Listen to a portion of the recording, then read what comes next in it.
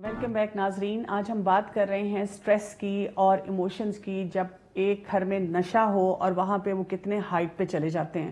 اور کہا بھی جاتا ہے اس کے بارے میں کہ یہ جو لوڈ ہوتا ہے نا, کوئی بھی لوڈ اٹھانا جو ہے وہ انسان کو پریشان نہیں کرتا, لیکن لوڈ کا سائز نہیں پریشان کرتا, لیکن ہم اس کو اٹھاتے کیسے ہیں اس کی وجہ سے ہماری زندگی میں پریشانیاں آتی ہیں.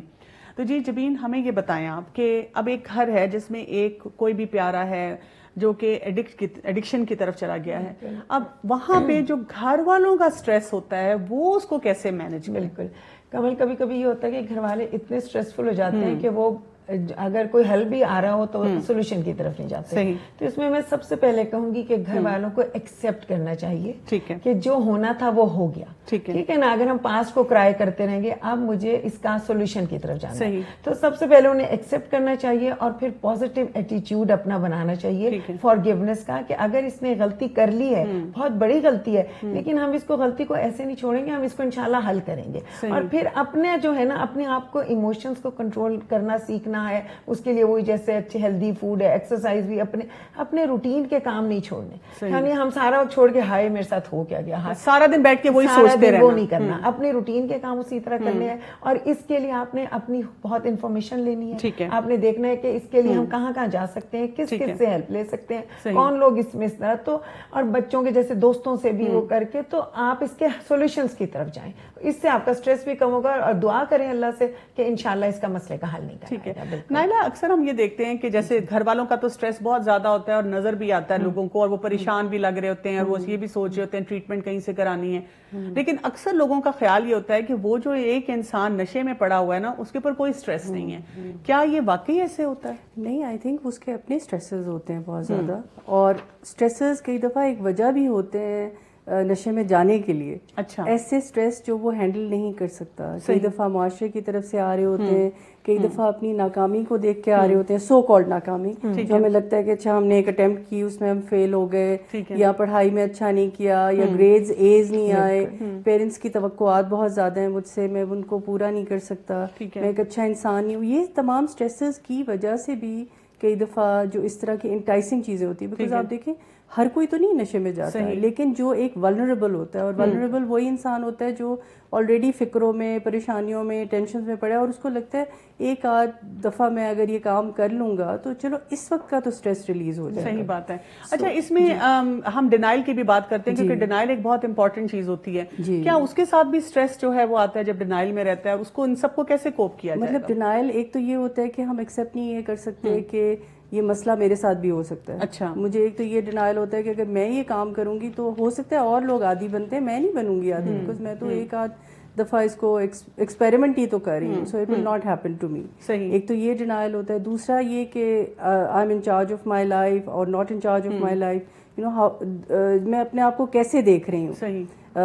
پھر توقعات آ جاتی ہیں بیچ میں. پھر اب اس میں یہ نہیں ہے کہ وہ انٹیلیجنٹ نہیں ہوتے یا وہ سمجھدار نہیں ہوتے یا ان کو یہ سمجھ نہیں آ رہی ہوتی کہ وہ کس طرف جا رہے ہیں, لیکن نشہ ان کو ایک بہرحال ایسی اسٹیٹ میں لے آتا ہے کہ جہاں پہ وہ ہیلپ لیس ہو جاتے ہیں. ٹھیک ہے. اچھا, اگر ایک ایسا انسان ہے جو کہ اس قسم کے سٹریس میں اور وہ ایڈکٹ ہے, اور فرض کریں وہ ہمارا پروگرام دیکھ رہا ہے, تو آپ اس کو کیا ایڈوائس دیں گی کہ وہ اپنے سٹریس کو کیسے مینج کر سکتا ہے, کیا اسے کرنا چاہیے؟ جو سٹریسز ہیں نا ان کے بارے میں سب سے پہلے تو اوپن اپ کریں. اچھا, آئی تھنک جو بہت کلوزڈ رہنا ہے نا وہ بھی ایڈکشنز کی طرف لے کے جاتا ہے. جب ہم اپنے آپ کا اظہار نہیں کرتے, اپنی فکروں کا اظہار نہیں کرتے, اپنی فیلنگز کا اظہار نہیں کرتے, پرفیکٹ بننے کی توقعات اپنے آپ سے رکھتے ہیں, یا دنیا کے پرفیکٹ ہونے کی توقعات رکھتے ہیں, تو اگر کوئی انسان اس مسئلے میں چلا گیا, جو کئی دفعہ ایسے ہوتا ہے کہ جو کلائنٹ سے ہم بات کر رہے ہوتے ہیں وہ آلریڈی اس میں انوالوڈ ہوتے ہیں, but they want to come out, ان کو راستہ نہیں نظر آ رہا. ٹھیک ہے. تو ایک تو یہ کہ انہوں نے اپنے لیے یہ سوچنا ہے کہ راستے ہیں, ان کا تعین میں نے کرنا ہے. ٹھیک ہے. یہ اوور نائٹ کام نہیں ہوگا, اس میں وقت بھی لگے گا, ہمت بھی لگے گی, کوشش بھی لگے گی, اور مجھے سپورٹ بھی چاہیے. اچھا, مجھے اپنی فیملی کی بھی سپورٹ چاہیے, ان کے ساتھ بھی مجھے اپنے تعلقات کو بہتر کرنا ہے تاکہ وہ مجھے ہیلپ کر سکیں. مجھے ایکسٹرنل سپورٹ چاہیے, جیسے کئی دفعہ میڈیکیشنز چاہیے ہوتی ہیں, کئی دفعہ کاؤنسلنگ چاہیے ہوتی ہے, کئی دفعہ فرینڈ سے سپورٹ چاہیے ہوتی ہے, ٹھیک ہے, اپنے اس سرکل میں سے باہر نکلنے کی ضرورت ہے. جو اچھا مجھے کبھی کبھی یہ بھی لگتا ہے کہ اپنے آپ کو اسٹریس سے نکالنے کے لیے اگر آپ کوئی اسپورٹس میں انوالو ہو جائیں تو اس سے بڑا فرق پڑتا ہے. جی بالکل, آئی تھنک یہ آپ نے بہت اچھی بات کی ہے کہ اپنے آپ کو فزیکلی ایکٹیو کرنا. ٹھیک ہے, اور آپ کو پتہ ہے کہ نشے کی حالت میں جو سب سے بڑی چیز ہوتی ہے وہ فزیکلی ان ایکٹیو ہو جاتے ہیں, ٹھیک ہے, آئسولیٹڈ ہو جاتے ہیں. صحیح. تو سوشل کانٹیکٹ بڑھانا, فزیکل ایکٹیویٹی کو بڑھانا, اور اسٹیپ بائی اسٹیپ. صحیح. اچھا یہ مجھے بتائیں جبین, آپ کو کبھی اگر اسٹریس ہوتا ہے تو آپ کس قسم کی فزیکل ایکٹیویٹی کرتی ہیں, کون سی اسپورٹس میں اپنے آپ کو انگیج کرتی ہیں؟ کمل اس میں میرا تو 2-3 چیزیں ہیں, جیسے میں اسپورٹس اتنی نہیں کرتی مگر میں واک بہت کرتی ہوں اس وقت نا, اور ضروری.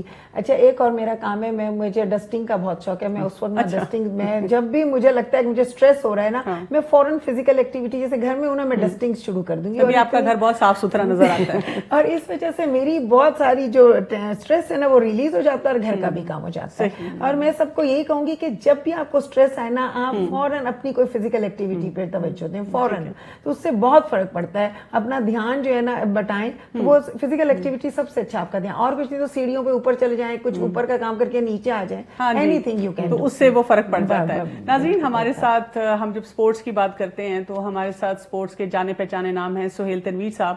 ان سے ہم نے پوچھا تھا کہ ایک اسپورٹس مین کے لیے جو نشہ ہے اس کے اندر آنے کے کیا کیا نقصانات ہیں اور اپنے آپ کو کیسے بچا سکتا ہے, تو انہوں نے ہمیں کیا ایڈوائس دی, آئیے سنتے ہیں.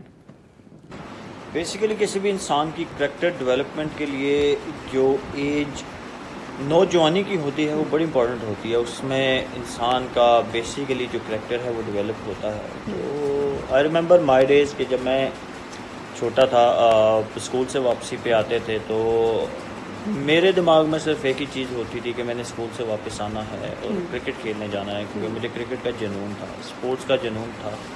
تو میں اسکول سے آتا تھا واپس, بستہ اپنا رکھنا اور کھانا کھا کے, اور پھر میرا ایک ہی کام ہوتا تھا کہ میں کرکٹ کھیلنے نکل جاتا تھا. تو بیسیکلی جب آپ اسپورٹس ایکٹیویٹی میں انوالو ہوتے ہو تو دین آپ کا جو دماغ ہے وہ ادھر ادھر کسی طرف بھی نہیں جاتا, آپ کا ٹوٹل فوکس جو ہے وہ آپ کی اسپورٹس پہ ہوتا ہے.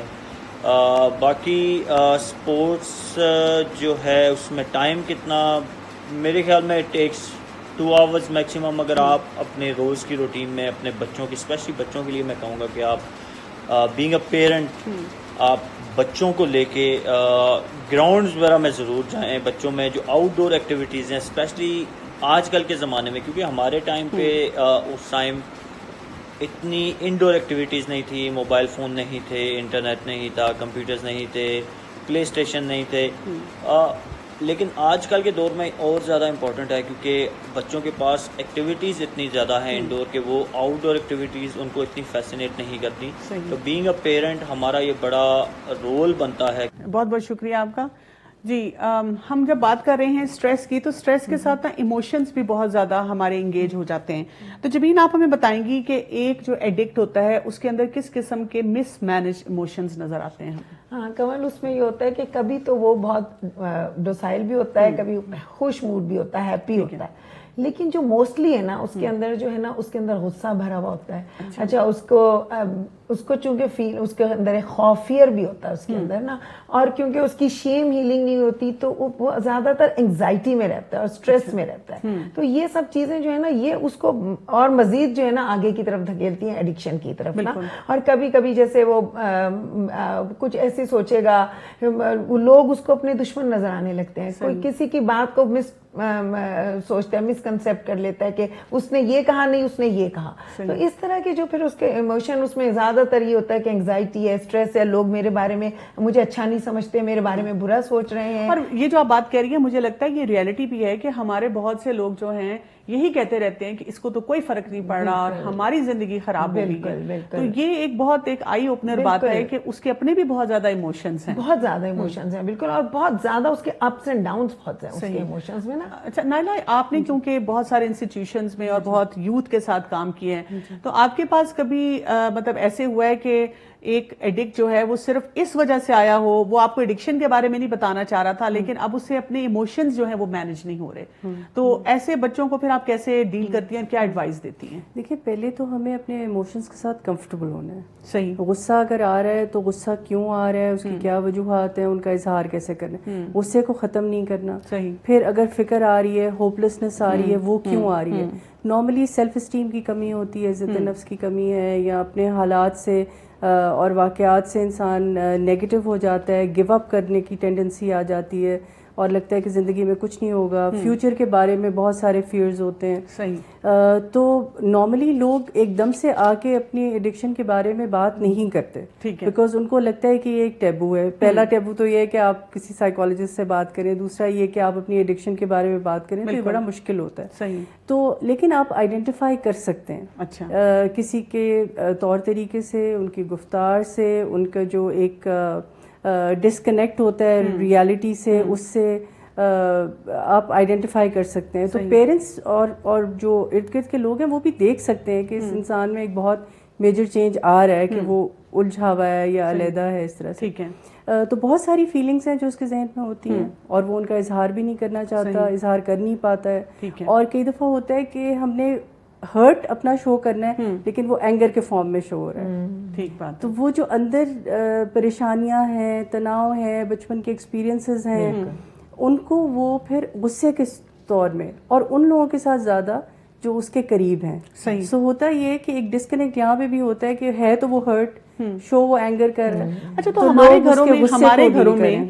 گھروں میں یہ غصے کا یا جذبات کا میں کہہ لوں گی صحیح اظہار جو ہے وہ کیوں نہیں ہوتا؟ یعنی کہ اگر کوئی کہے تو ہم اس کو کہتے ہیں لو تمہیں تو بہت ہی سینسیٹیو ہو, یا یہ کہ ہم لوگ سمجھتے ہیں کہ اگر میں کسی کے سامنے اظہار نہیں کر رہی تو میں بہت ایک اچھا انسان ہوں, میرا بڑا کنٹرول ہے اندر, چاہے ہمارے جو مرضی ہو رہا ہو نا. یہ اس میں کیا معاملات ہے کہ بچپن سے کیوں ہمیں جذبات کا صحیح اظہار نہیں سکھایا جاتا؟ دیکھیں, ہم نے شروع میں جیسے اپنے معاشرے میں دیکھا ہے, جو ہمارے جذبات ہیں وہ بہت جینڈر اسپیسیفک ہیں.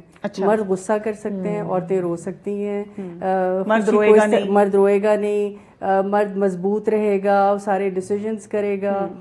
خواتین جو ہیں وہ اپنی بے بسی کو ایک طرح سے اس کا اظہار کریں گی رو دھو کے, یا وہ غصہ نہیں کر سکتی ہیں, اگر وہ غصہ کریں گی تو وہ اچھی نہیں ہوں گی. تو اس طرح سے ہم نے جذبات کو بہت ایک تو جینڈر اسپیسیفک کر دیا, دوسرا اس کے اظہار کو غلط اور صحیح بنا دیا. اچھا. سو ہم یہ اسی کشمکش میں ہی رہتے ہیں بچپن میں کہ اچھا غصہ کیا تعلقات خراب ہو جائیں گے, روئے تو لوگ کمزور سمجھیں گے.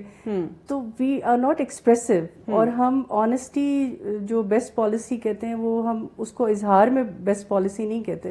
وی tend to hide our feelings more. ٹھیک ہے. بیکاز اگر ایکسپریس کریں گے لوگ ایکسیپٹ نہیں کریں گے, مجھے برا بھلا کہیں گے تو میں اپنے فیلنگز کو ان کا اظہار نہیں کروں گی. آپ نے اتنے سال کی اپنی پریکٹس میں کیا آپ نے دیکھا ہے کہ مطلب پہلے جو تھا ایموشنز کا اظہار کیسا تھا اور اب کیسا ہو رہا ہے؟ اس میں آپ نے کوئی ڈفرینس فیل کیا ہے انسٹیٹیوشن میں بھی اور پیرنٹس میں بھی جو آپ کے پاس کاؤنسلنگ کے لیے آتے ہیں؟ پیرنٹنگ میں پہلے یہ تھا کہ نہ پیرنٹس اپنے فیلنگز کا اظہار اچھا کرتے تھے اور نہ ہی بچے کرتے تھے. اچھا. اب ہم تھوڑا سا دوسری ایکسٹریم پہ چلے گئے. ٹھیک ہے. اب ہم نے ہر قسم کا اظہار بے دھڑک ہر طرح سے کرنا شروع کر دیا ہے, کسی باؤنڈری کو ذہن میں نہ رکھتے ہوئے.